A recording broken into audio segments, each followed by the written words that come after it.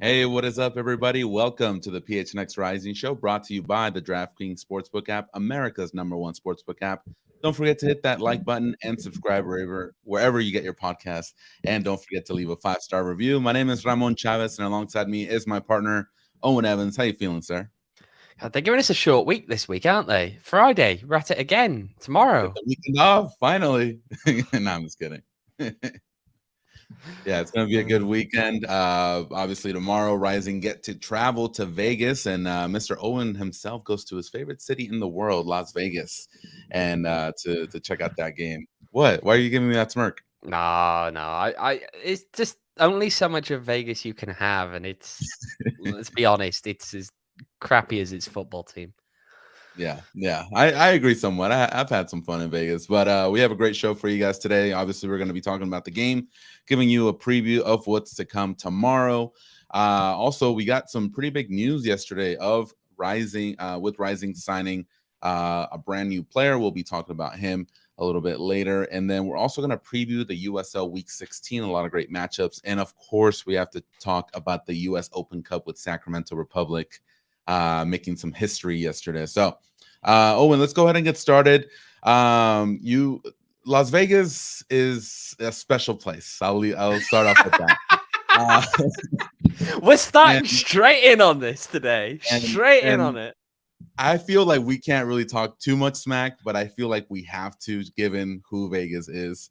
We can talk a lot of smack about these guys. I'm sorry, we can't necessarily critique them on the pitch because they're actually doing better than Rising this season. Yes, we can sure as hell critique them off it. Okay, so let's start with that then before we dive into the preview, because they are advertising that tomorrow they're going to have a halftime event where they're going to be breaking some sort of world record. Can you expand a little bit on that? Oh God! Right. So I said we could talk smack about them off the field, but by the looks of things, they want to take off the field and put it on the field. So yeah, halftime they're going to be having a water balloon fight on the field, with fans invited to come down and take part. So all I can say is God help that pitch for the second half, because that is going to be a mess. But you know what? While we're on that topic, yeah, go for it. Go for it. No. I agree with you. How on earth is it allowed? But while we're on that topic, we did have time to do a little bit of a fact check. So let's take a look at this now, because Las Vegas Lights are out there saying that you can be a part of the world's largest water balloon fight at Cashman Field. It's the same claim that they made last year. However, according to our friends at Guinness World Records, the actual record for the number of people taking part in one is 8,957. And the total number of water balloons they used is 175,141. To put that into context, last year, when Vegas also held the world's largest water balloon fight, as they called it, they only handed out around 20,000 water balloons, which is still enough to completely mess up a pitch, but it's not exactly the world's largest, is it? Look at you pulling a Snopes here. Yeah. What the heck, Vegas? If you're going to do it right, So... There is no doing it right. They're doing it at halftime of a football match. That's what I'm saying. If you're gonna deep dive and do this stuff, just go all out. Actually break the record. Like, it's not a good look. First of all, because you shouldn't be doing this in the middle of a soccer game, and also you're not even breaking the world record, so you're just lying straight off the board. So anyway, whatever. Not a good look. I wish the USL would do something about this. Like, are you kidding me, man? Like, imagine Greg Hurst slips on a balloon, breaks his ankle, he's out for the season. Like, what does that tell you? Like, what would happen? Like, come on. I mean, the first thing that I heard from someone in the club after this, when obviously they tweeted about that they were doing this daft water balloon stuff, was can't wait for one of our players to tear their ACL in the second half. Yeah, exactly. So it's and then what do you do then? Do you like sue them or something? I don't know. Anyway, Well, that's you whatever. know what? Maybe, and this is the question. Maybe it is a step up from just Mhm. making misogynistic jibes over the PA, which is what they decided to do last time that Rising went up there.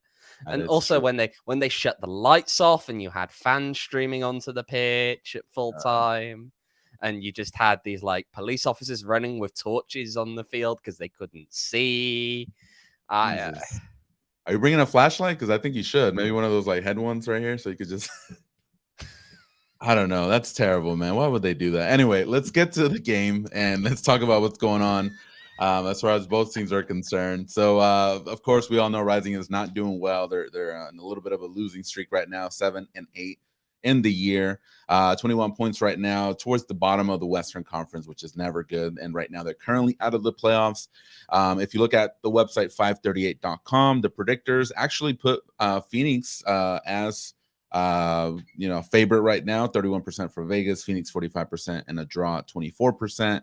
So it still tells you that the odd makers out there are still kind of pinning their hopes on Rising to get a W at least in this game. But if we look at the other side of things, Las Vegas is not a team that can be underestimated, especially when you have someone like Danny Trejo and Cal Jennings as part of the squad. So, Owen, what are your feelings? I know last time Rising was there, you just explained that some shenanigans happened during the game, but as far as on the field, Vegas got the W. They came away with the 3 points, and it was a sign of things to come for Rising, given how early in the season they met. Yeah, it was. They the thing about it though, and this is what baffles me. You mentioned the bookies still seem to be backing Rising in this one, and of course our good friends at the DraftKings Sportsbook app are backing Rising in this one. Rising at the moment minus 105, Vegas at plus 200. So Mm, to me, those are ridiculous odds when you've got a team that's lost 3 in a row against a team that's won 2 in a row, yeah. and you're backing the team that's lost 3 in a row. Especially when Rising hasn't necessarily lost to the best of teams over that spell either. I mean, Hmm. there is some movement between Vegas and LAFC. One of the things though about it is you never quite know who's going to be where when, who's going to be doing what when. It's Yeah. really weird and hard to track. So Yeah. And you'd that's, hope that they're going to lose some big names, but mhm, honestly, this stuff just like will come out morning of, and we'll find out that someone's dropped back down. yeah. It's really weird and hard to track, and you Yeah. don't really know whoever is going to actually show up. Well, for example, if you look at Danny Trejo, who's had a great season with Las Vegas Lights, he got called up last weekend, went up to Seattle, actually got to play in the game with LAFC, and was able to give an assist. And then he traveled down to San Diego and was able to play the game there on Sunday. So, props to him and whoever's his manager. I'm sure he has a driver or something now, because that's a lot of traveling, especially when you're playing a couple of games like that. And this weekend, Las Vegas will play on Friday, and then LAFC doesn't play until Sunday. So I'd be really surprised if we don't see Cal Jennings and Danny Trejo tomorrow against Rising. I think there's a definite possibility of it. And those two are the guys you've really got to look out for, because if Mhm. you actually look at the goal scoring numbers for Vegas on the season, you see that you've got Danny Trejo there on 8, you've got Cal Jennings on 5, and no one else has scored more than 1 goal. So a lot of those goals are coming via those guys. Now, don't get me wrong, they've scored a fair number of goals that aren't by those guys, but they're really spread out. There's no one in particular you look at and say really dangerous as a Mhm. forward. It's those two. Those two are the ones who can really cause you some problems if you're not paying enough attention to them.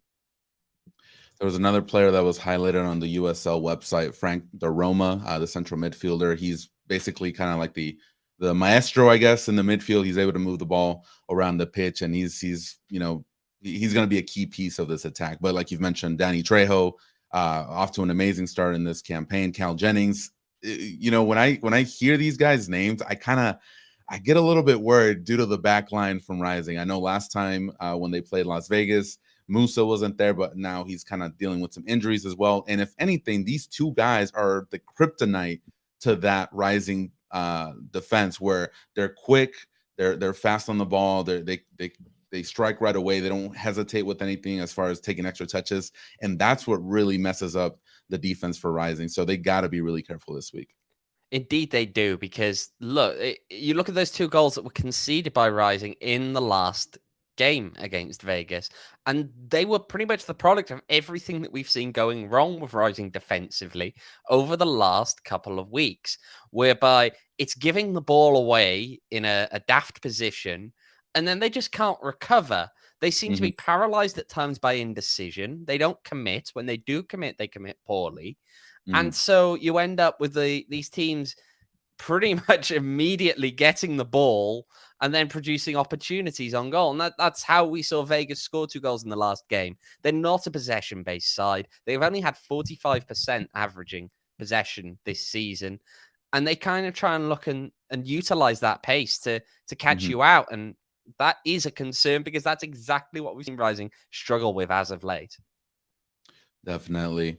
In other news, Owen, Rising did announce a brand new signing yesterday. Lamine Jaunet. He was signed to a 25-day contract. And before we start talking about him, so when you hear 25-day contracts, what are you feeling? Is this kind of just like a tryout? See what happens. See if he's able to stick with the club. See if he's able to make some noise. What are your feelings when you hear a 25-day contract? It's to me, what it says is that Rick is just as unconvinced at this point as the rest of us. Mm-hmm. Especially because he's actually been here for a little while. I've seen him around. He's been here on trial, as Rick suggested as was suggested in the press release. I'm just intrigued to see what exactly he brings, because at this point, you look at a guy and you look at his numbers, and that's how you typically judge people coming in. And his numbers in USL were not good. He Mm-hmm. struggled to get game time for Atlanta too, which, admittedly, Rising is in a similar place in the league table to Atlanta 2 at the moment, but we'll gloss over that one. He then goes over to the Dominican League, where I believe he scored. I know that most people have seen he scored 1 goal. Mm-hmm. I believe he scored 2 in the playoffs over there, but I'm not certain on that. It's hard. Finding stats from these kind of leagues is difficult. So Yeah. I was going pretty much on his team's Twitter account and just scrolling through and trying to find out where they were saying that he'd scored. So I think he scored 3 goals, but that's a big leap from that kind of a level up to this level. Yeah. And so what you've got now is a guy coming in who has a fairly thin resume, and so has a lot to prove when it comes to showing that he actually belongs at this level and that he can Mm-hmm. make an impact at this level. And that's almost my concern here, is that he's come in at a time where it feels as though fan trust in decisions that the club are making is at a low, Mm-hmm. when sometimes the fans might have had more time and patience for a player coming in and trusted the coaching staff to have made a good decision. I don't think that same benefit of the doubt will be shown now. And so when you actually look at it that way, then you think, okay, not only does he have to come in and impress during the 25-day spell the coaches, he's also going to have to realistically make his impression on the fans, because I fear that the fans will write him off quite quickly if he doesn't perform from the off. Yeah. And that's, and I had a lot of questions, and I was on social media trying to check everybody's response to this. And someone made a really good argument in that maybe he was signed because due to the lack of funds from the club, and it was just kind of like a cheap option just to see if it stuck and see if he's able to get some playing time, or, and like Bobby here saying, seems like Rick is trying to pull a rabbit out of a hat. Based on what I saw in the press release, Rick is saying that now is a very good time to add a player like Lemon. He's explosive and very decisive in the final third. We watched him for a couple of years and finally had the opportunity to bring him for a trial. He works extremely hard. He's very humble, and I cannot wait to see what he brings to our team. That part where it says we've watched him for a couple of years, that kind of stuck out to me, because if you watched him for a long time now, why not bring him in sooner? Does that make sense? If you were needing someone like that, or you wanted a player like that. I mean, you mean when he was struggling to get game time at Atlanta too? I mean, that's what we're talking about here, right? I think that it's a complicated one, it's there's a lot of a lot. Yeah, he's probably on a fairly cheap deal here, but I think that what almost kind of concerns more is you look at how other teams are doing in the league at the moment in terms of Mhm. additions. You look at, for a perfect example, San Antonio bringing in Sam Adeniran, bringing in Sadub Dal Salam, guys who are real difference makers for this league or have the potential to be real difference makers for this league.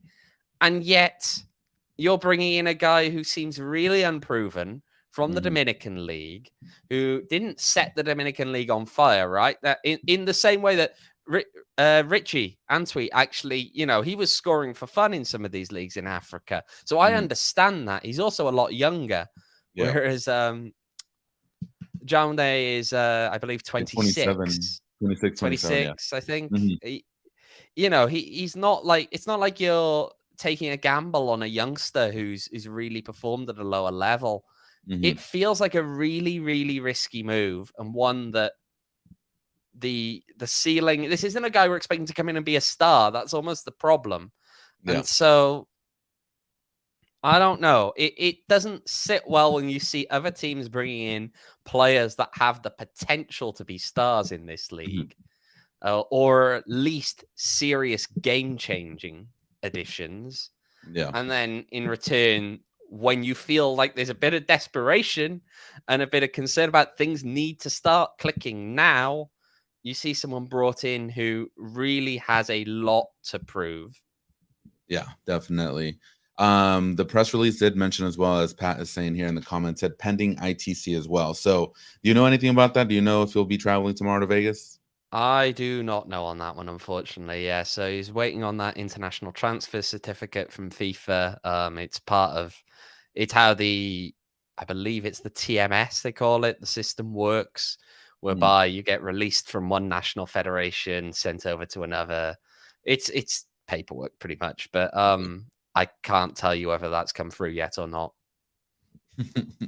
Yeah, no, we'll see what happens. I'm optimistic. I can't It's not the guy's fault that they brought him in. He's playing the way he plays, he's doing what he's doing. So if he's brought in, given an opportunity, hopefully he does what he can with it. I'm not gonna, be that guy that's like, well, look at his resume and he hasn't done anything. But give the guy a chance. 25 days can't hurt you. See if it sticks. And if it works, then it works. If it doesn't, then you just kind of move on.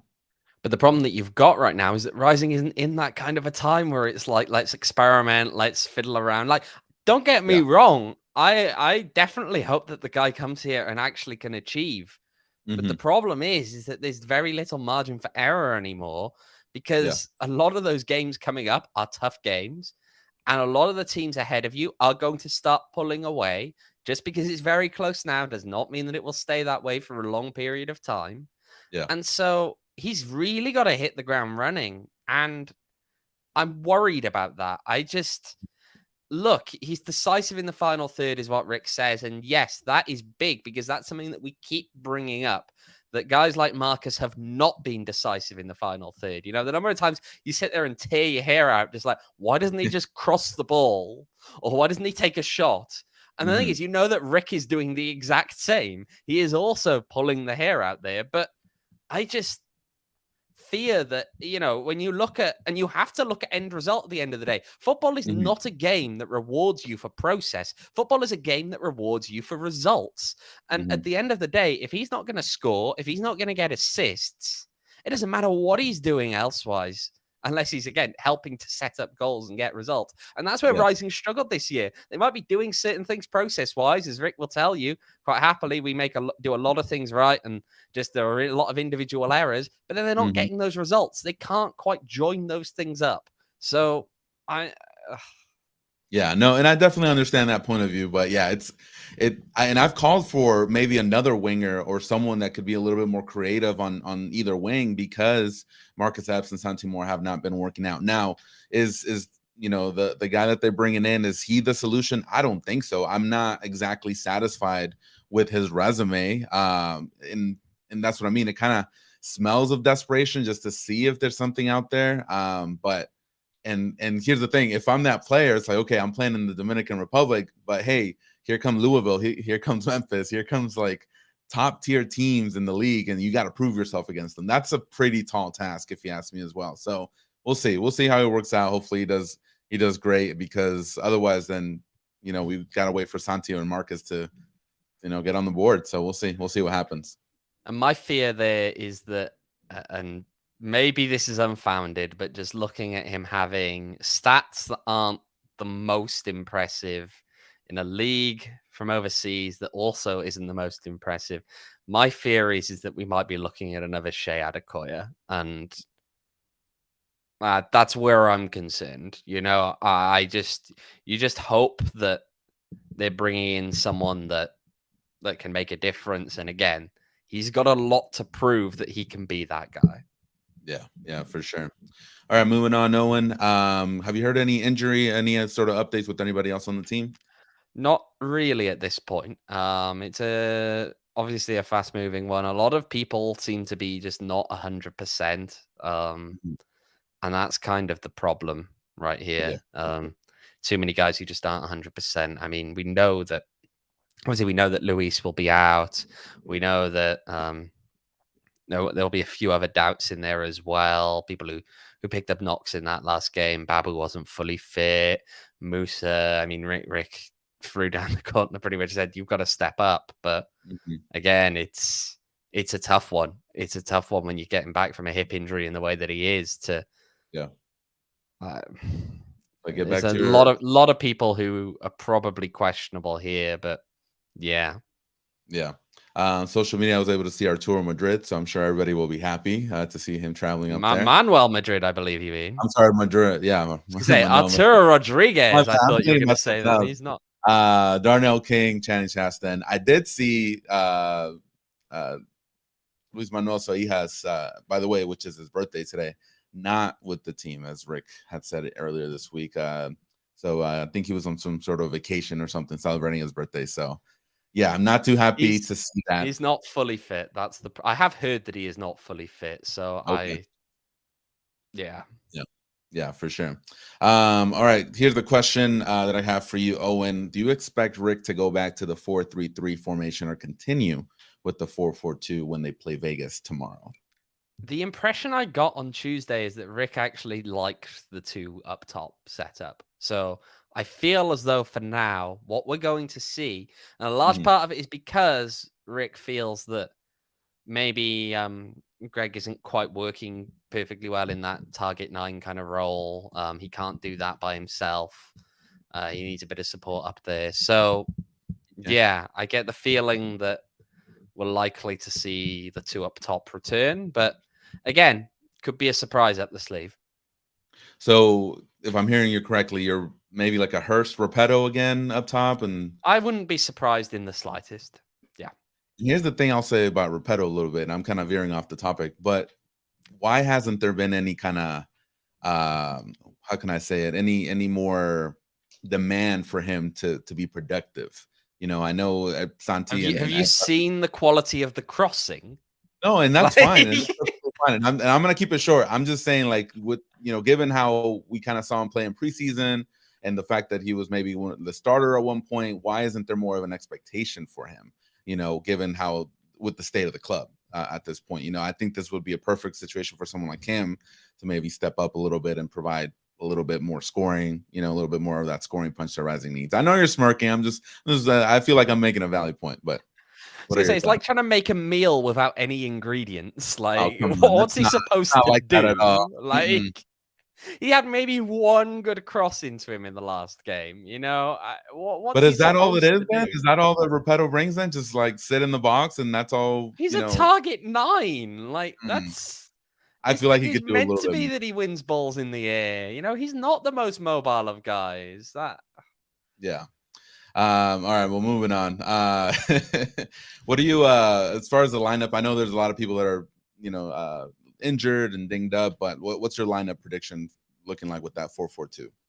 I feel as though we're still going to see Flood and Darnell at the fullbacks. I'd imagine that should Musa be, depending on what kind of shape Musa is in, that we'll likely see him start. We may also see Farrell start as well. Kev was another one who there were question marks over, predominantly because he struggled with a non-COVID illness after the last game, and of course was just fatigued from a long road trip, pretty much, for Jamaica. So it's, I really don't know what to make of the midfield and what we'll see in there. Koze was a little bit banged up as well, so everybody's banged up. yeah. There's no stability with the team, and I feel like that's one of the key issues as well. That as far as my point of view, if Lambert's not there, it just kind of really hampers the rest of the team. And Quinn's doing what he can. I know Rick kind of called out Koze for having a few turnovers during the last game, but when you play two midfielders, I think it kind of puts a lot of pressure on either midfielders to just control the ball. And maybe Koze's not that guy. Maybe someone like Seijas would be that guy. So we'll see. We'll see what happens with that. What I will say on the defensive side is that while I don't think anyone has been the most mobile, I do worry about starting Manuel Madrid in this game. I fear that the pace and the nature of Vegas's attack is not suited to how he plays. So I'd hope that he's not starting in this game in particular, but again, we'll have to see. Would you be surprised to maybe see it if Musa's okay? Musa Haugli, what are you feeling with that back line? Okay, it's possible, but then you saw what Farrell Haugli in the last game, and it didn't really work. Yeah. So we'll see. We'll see what happens. All right, Owen. To just wrap up the conversation here about the game tomorrow, I have 3 keys to the game. You let me know how you feel about them, and the chat, y'all can roast me if you guys want. But no, I'm just kidding. But let's we'll always roast you, Ramon. Always. Number 1, key to the game. So execution in front of goals. Rising lead the league in shots attempted.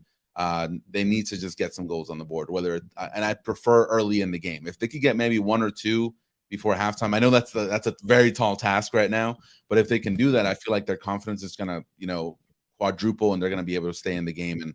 And defensively, they can be a little bit more less risky, I guess, moving forward, trying to get on the board. So that's my number 1 key of the game: execution in front of goal.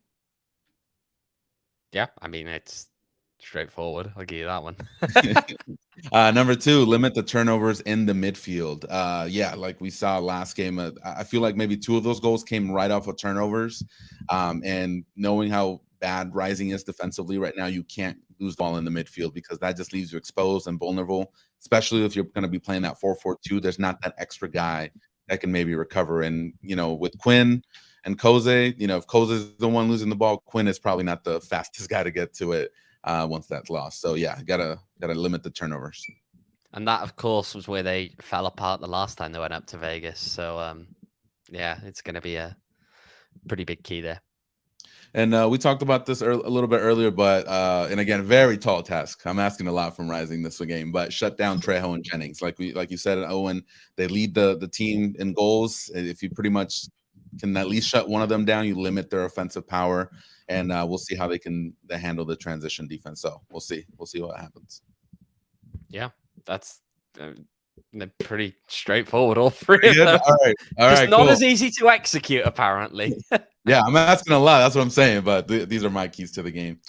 Score prediction. I feel like Rising get the 1-0 victory. I think they're gonna do it this time. You're going with 1-0 to Rising. Well, I said 3-1 last time. That didn't work out. So I'm just limiting my expectations this time. Oh, geez. I think Rising might lose 2-1 again. That'd be the 4th loss in a row. Yeah. That'd be pretty bad. Yeah, we'll see. We'll see what happens. Quick question here from Pat. And thank you, everybody, for the questions. And a shout out, Ramon is going bold. I'm trying, man. I'm just trying to keep it positive around here. Update on Dunn's return. I don't think he's coming back this season, right? No, he'll be back soon. He'll be back? Okay. Yeah, right, but I can't tell you exactly when. Yeah. You got a 5-4 from Scott. Not sure who. Scott, 5-4. You can't even get odds from DraftKings on 5-4. They will not give you that. 3-2 Vegas, you can get some on though. 22-1. It's not bad. There you go. Shout out to Michael, Sky, everybody here in the chat. I think I saw Bonnie here a little bit earlier. Sly. Let's see. Thomas was here. Did I see Thomas? Yeah, he was here. Yeah. But appreciate you guys always tuning in here with us. Owen, let's take a quick break and talk about OG's brands. If you guys didn't know, OG's just launched their first ever limited edition seasonal flavor, and that flavor is Pina Colada. So it's a perfect pineapple and creamy coconut blend that's just in time for the summer road trips and pool parties. And speaking of pool parties, on June 25th, OG's is taking over Maya Day Club in Scottsdale, and you guys can go over there, say what's up with us. Some of the PHNX crew will be out there. I'm not sure about Owen. He told me 80% confirmed. Why do you Saturday. keep making this up? No, I'm not Just gonna want to be see you there. at Maya Day Club. I'm not here I'm not here. You can make it. Come on, you There's can a make it. game tomorrow. I'm gonna be in somewhere else. Come on, whatever. So fine, no Owen at the Maya Day Club to be with OGs. But if you guys are able to go, I might be able to swing over there. So if you guys see me over there, say what's up. And if you guys want to check out OGs, you guys can go to their online store at ogsbrands.com and on Instagram at ogsbrands. You can also find their products at your local dispensary. You must be 21 years or older to purchase OG's brands. All right. I've got my excuse ready. I'm going to be stuck in the mud on Cashman Field on the pitch from the water balloon fight. I will be stuck bring in me the like mud. a piece of that water balloon. I'll put it like right here. I just want to stick it. I'm not bringing a water balloon back. I don't know if TSA would even TSA wouldn't let me do it. Like, it doesn't have to be full with anything, just like one of the ripped ones. I don't know. no. Can't do that for a friend. Come on, man. No, well, maybe we'll see what I can do. I'll see what I can do. All right. Oh, and let's go. Let's talk about the rest of the USL. Some pretty good games this weekend. Of course, we saw that New Mexico postponed their game that they were supposed to have yesterday. But yeah, some good stuff coming up this weekend. Any games that you're looking forward to? Oh, this weekend. Forgive me a second. I'm getting up the list. Colorado Springs, San Antonio. Big game out west. Huge game out west because Colorado Springs and San Antonio, as I'm sure pretty much everybody knows, occupy the top two spots. San Antonio win, they will leapfrog Colorado Springs. Whereas Colorado Springs can get the win in that one. They're really kind of entrenching themselves in that top position. They'd actually extend their lead over second place San Antonio to 5 points. So, and they'd have a game in hand over San Antonio. So they're really shaping themselves up in a good position there. Not sure quite how that one's going to go. It is in Colorado Springs. That game will be kicking off about 90 minutes before Rising. So you're on a little bit of a warm up to get your Friday night kicking off, 6 o'clock.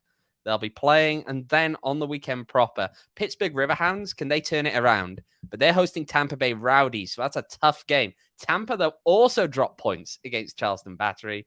So between the two of them, not coming in off the best result. But who's going to take this one? It is in Pittsburgh. You'd imagine Pittsburgh are going to finally turn it around, but can Bob Lilly's side do it? Yeah, no, for sure. I'm really interested in the game tomorrow at 1 versus 2 in the Western Conference. That they're kind of pulling away from the rest of the pack. Those two teams, Colorado and San Antonio. So it's going to be interesting how they match up because possibly they most likely will meet in the playoffs if they're able to go far. So totally agree with the Pittsburgh one. I was really rooting for them, mainly for their stadium, how awesome it is, but they've been falling off the last few weeks. So I don't know what's going on over there. But other games that I have on deck are Memphis versus Detroit. We'll see if Detroit can get another W. And then San Diego versus Indy 11. So we'll see how they go. I'm also intrigued to see how Sacramento, they're on a good run of form here, and they've got to go away to Monterey Bay. You'd imagine they should be able to get a result from there. But then again, Monterey Bay, I feel in the last few weeks have been a bit different to the Monterey Bay that we saw at the start of the season. And of course, they're able to host games now, which is something that we hadn't seen early doors. We'll see how that one goes. And other sides in there as well, you'd imagine that Oakland, just even looking at the teams around the playoff line that Rising have to worry about, Oakland are hosting Atlanta too. That should be a win for Wangera's side. El Paso hosting Red Bulls 2. That should be a win for El Paso. That is a W. So Rising needs to win this on Friday. That's basically now LA Galaxy 2 are traveling away to Miami FC, so they may drop points there.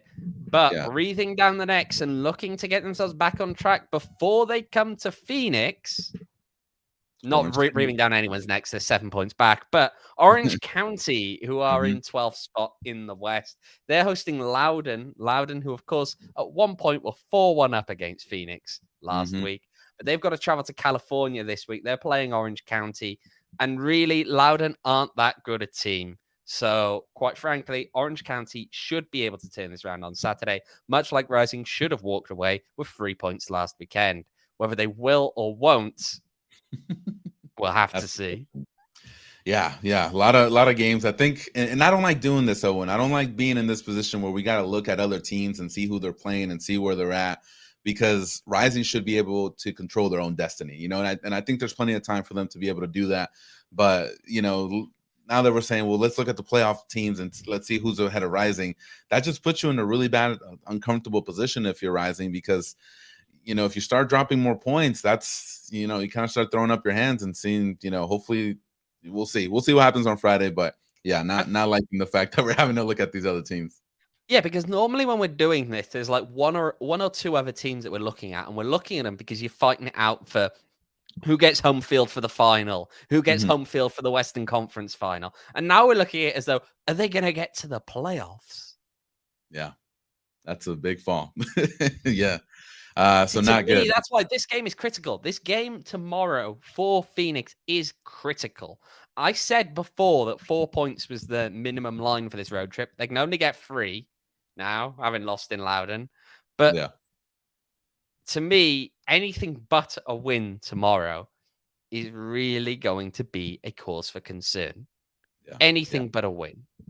Yeah, definitely, for sure. Owen, I'm not sure if you have the DraftKings app right now, but can you let me know some of these some odds you have that available? Odds for what now? What odds do we want to talk about? Let's talk about the one tomorrow, Colorado versus San Antonio. Any favorite on that one? So the DraftKings are backing Colorado Springs at the moment. They are a favorite. They're plus 105. San Antonio at plus 185. And a draw at plus 275. I would take Colorado on that one. They had, you know, they were able to have a great game against Indy. I know they did give up a lot of goals last week, but still they were able to come back. And when you're playing at home and they're playing that good, you know, you got to bet on them. So that was pretty good. How many do you think they'll win by? Come on, then we'll get you some better odds if you want. I think it'll be 2-1. 2-1 Colorado. Oh, so you're only going with a 1-goal win then? Yeah, is that boring? Should I go with more? Yeah, that's boring. That's not going to help us out. You're going 2-1 though. So 2-1 in that game would be a plus 800. That's not bad, y'all. I will take that one. I will take that one. Any other? Let's see. Man, Pittsburgh. It's only the Friday games I can give you at the moment. I'm afraid. Yeah. Okay. I was Rising looking against Vegas. Yeah, well, Rising, as I said earlier, they're the favorites here at minus 105, which I'm not quite sure what the bookies are smoking at the minute. But hey, it's hey, that's the reputation the Rising built, man. And, you know, but it's not listen. All I'm saying is, if you want to win big on this game, go bet on lights, because yeah, not good. Look at Tyler's comment. I like that. If we claw back and make it to the playoffs, watch out. I'll be freaking excited, man. I'll be too, man. You know, hopefully we're Rising is able to get back to that playoff line. But speaking of DraftKings, guys, if you guys haven't downloaded the DraftKings Sportsbook app now, make sure to do it right away. And when you do, make sure to use promo code PHNX. New customers can bet $5 on USL Championship and also the Stanley Cup Finals. So you can also bet on either NHL team to win their game and get $100 in free bets no matter what. That's code PHNX at DraftKings Sportsbook, an official sports betting partner of the Stanley Cup Finals. You must be 21 years or older to bet. Arizona only, new customers only, minimum $5 deposit. Restrictions do apply. See show notes for details, and they're right down here for YouTube. All right. Unfortunately, Michael, no, I can't get you those odds, but I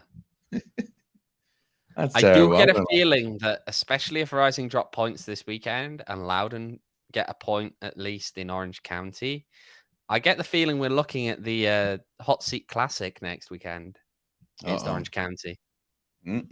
Seriously, now. You're telling me Orange County is going to do another coaching change in the middle of the season? Or work from last year. Maybe that's what they need. All right, Owen, let's wrap up the show here. Let's talk about the U.S. Open Cup. Big results yesterday. Sacramento Well, Republic was able to beat LA Galaxy at Carson. So on the road for Sacramento Republic, they will now face Sporting Kansas City, which sadly they beat Union Omaha by 6-0. they How you announced the feeling? hosting yet? Because I believe they were about to do that as we came on Yeah, air. So Sacramento let's. will be hosting. Sacramento are hosting. Yes, sir. Yes, sir. That is a Look big, what Rising could have big one had. for them. Now they can't host the final. They're number 4 in hosting priority for the final, so they cannot Right. host. Mm-hmm. However, yeah, they're hosting a semi-final. Mm-hmm. And then just a That little is heads up. huge. That is Yeah. huge. Yeah. How close that gets you to the because I honestly believe, right, that most teams in this league, most of the good teams in Mm-hmm. USL have a chance at home against an MLS team. Yeah. I think it's a lot harder to go on the road and do it, but at home, you just about have that chance. You just about have that hope. And what a night that's going to be in Sacramento for them, being able to host a Mm-hmm. game like that and possibly be 90 minutes, maybe 120, maybe a few extra kicks away from a national final that's Mm-hmm. not second tier in any way, shape, This or form. gives like Sacramento Republic an opportunity to go to the CONCACAF Champions League. That is insane. Unfortunately, this is the unfortunate bit here is that actually, if this happened next year, Mm-hmm. they'd be after the reforms to the CONCACAF Champions League and the Mm-hmm. new method and everything. If one of the MLS team, if the other MLS team in the final had already qualified for the Champions League in another way, that spot would then pass to the Open Cup runner-up. Now, that Wow. isn't how it works now, Mm-hmm. but it would be how it works going forward, according to the qualification guidelines that CONCACAF have released. So, yeah, it's at the moment, and that's the point right now. They are 180 minutes away from qualifying for the Continental Tournament. That is insane. Oh, That 90 minutes of that will be at home. mm-hmm. Yeah, and that's when I was watching the game against Galaxy. First of all, Galaxy looked terrible. They haven't been good at all after the international break. If you look at their game prior, where they were playing LAFC, they looked like a completely different team. So when Sacramento got on the board early, and I saw kind of the players start bickering at each other, I'm like, Sacramento has a chance. And when they were able to get kind of like a little bit of a break in the second half with that goal, and it's not like they got a break; they were actually playing, most of the time in Galaxy's own half. And there was a couple of corners where they actually hit the post. So I was like, you know what? Sacramento has this. I don't think bringing Chicharito like in the 85th minute is going to make a difference for this team, because Galaxy just didn't seem they were really interested in winning this in this game. And so props to Sacramento. They played the right teams. They got the results at home, and now they got a chance to go to the final. So, props to them. I thought that Chicharito was too busy crying on the floor trying to get calls, to be honest. You don't think that was I thought it was a penalty, but that's just maybe maybe the way he sold it. But yeah, I agree with you. But yeah, no. So let me ask you this, Owen. So as far as the USL is concerned, like how big would it be for Sacramento to make the final? Huge. Absolutely huge. And it also sends a message to every team in this league. It sends a message to every coach in this league. Take this cup seriously and you can go far. Mm-hmm. There is no more space for, oh, it can't be done, or you don't understand how difficult it is to get that far. No, it's doable because MLS teams don't care. And quite frankly, going forward with a new Mm-hmm. CONCACAF setup, and they've got an entirely different competition to focus on as well in the League's Cup, which actually will matter to them at that point because of qualification for the CONCACAF Champions League. I think it's going to only open up more opportunities because more MLS teams will not take it seriously until the later stages. And so you look at some of the upsets, and they're upsets. Yeah, don't get me wrong. They are upsets. Mm-hmm. But they're not as... It's not like they've beaten first-team players here. You only have to pull off a handful of upsets at the very end, typically. Yeah. No, yeah. And we saw it all throughout the competition this year where, the clear example is Union Omaha. And like I said, I was rooting for them. Unfortunately, it happens, towards the end of the competition where, like you're saying, the MLS teams start taking it a little bit more seriously. They start getting that home field advantage. So yeah, the run ended for them, but look how amazing it is going to be for that team that I believe this was their first time ever competing in the competition, if I'm correct. Union Um, Omaha, yeah, yeah, yeah. yeah.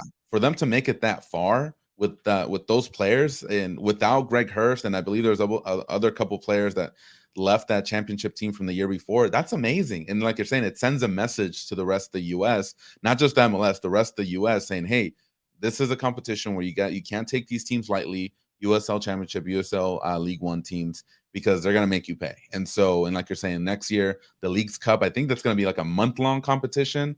So the teams are gonna be thin. They're gonna be pulling from their MLS Next Pro team. So there's a very real chance I feel in the future that a USL team can win this competition if it's not this year. So Yeah, I just feel as though, yeah, you've got to really take it seriously. Because, I mean, you look at Omaha, look at the number of fans that they took to that game yesterday. And yes, their team got hammered 6-0, but you've got to enjoy those days as a fan, especially yeah. as a fan of a lower league team, because they do not come around very often, right? It doesn't matter what the scoreline is. You get to say that you traveled and saw your third tier team playing in the quarterfinal of a national cup competition. Mm-hmm.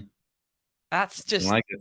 it's a You even huge saw it with the achievement. Sacramento fans that some of them like started crying, like the cameras were focused on them, the supporter groups, and that's the joy that this competition brings people, because you don't see this often, the MLS and USL competition as far as in tournaments like this. I mean, and so for them to get that victory over LA Galaxy, one of the premier leagues in MLS, kind of like you're saying, it brings joy to the fans, and I'm super happy to see that. So hopefully they're able to continue far.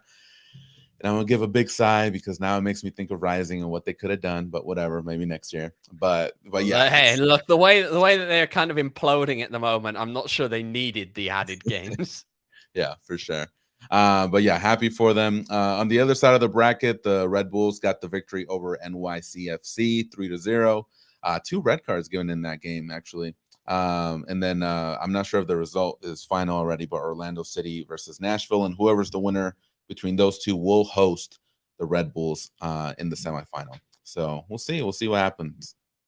Yeah, and then I believe the final hosting priority wins Orlando Nashville winner gets first bite at it. If they get there, then it's Sporting Kansas City, then it's Red Bulls, then it's Sacramento. So Sacramento fans, enjoy that semifinal. But yeah, so it's gonna be fun. July 26 or 27 is what I'm seeing here. Will be that semifinal. That'll Yep, be when Rising's up in Oakland then. there you go. Close by. But yeah, no, great stuff. Anything else you wanted to add today, Owen? Oh, just not ready to get to Vegas again. Come on, you love it.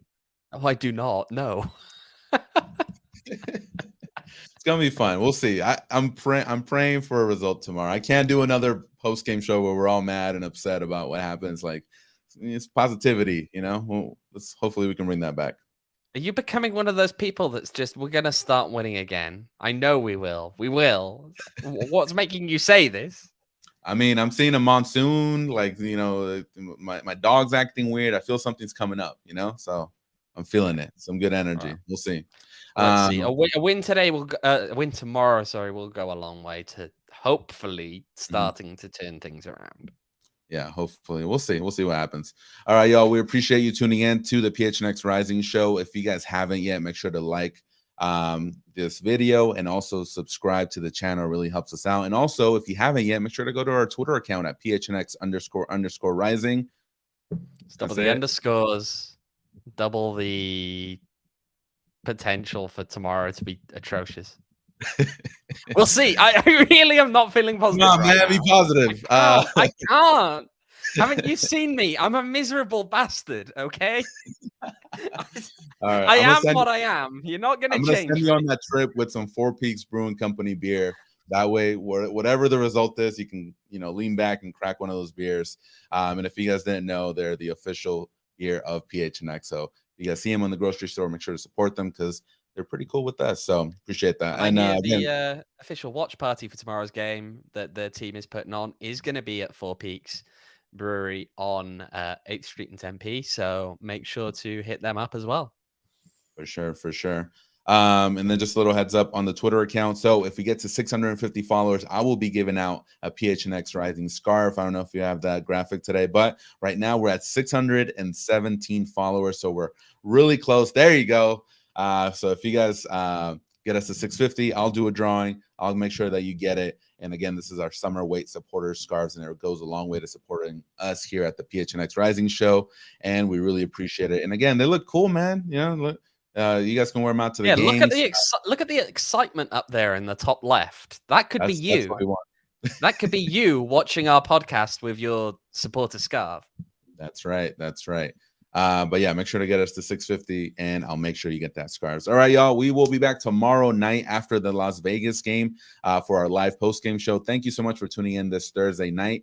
There's a monsoon, at least on my part of the city. So we'll see. Make sure to stay safe. And we will see you tomorrow. Take care and have a good night.